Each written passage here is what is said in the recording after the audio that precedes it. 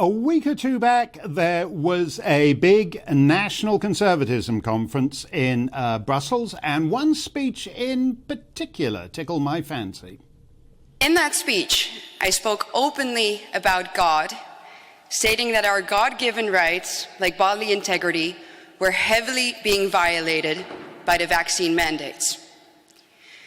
After the conference later that day, we, Joram and I, had a discussion with some of our Swedish conservative friends, and they told me that talking about God in Sweden or in any other Northwestern European country would make you lose about 90% of your audience and should be avoided at all costs.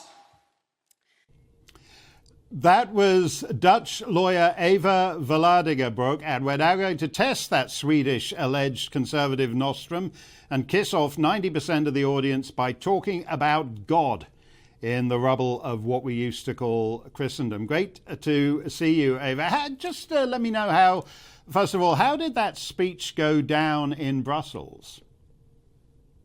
Hi, Mark. Good to see you. Well, actually, surprisingly well. I didn't lose 90% of my audience there. So I think we proved it right then and there that it was a false statement. But let's see how it goes with your ratings right now. Well, you made the point, because you basically posited it as God versus globalism, and you see globalism as a kind of religion for so-called progressives. Because, the transcendent meaning of life used to be God and heaven, and now for these guys, it's that you're saving the planet because of climate change, so the Maldives won't be over flooded with water in the next century or whatever. In other words, globalist policies give meaning to lives on the left.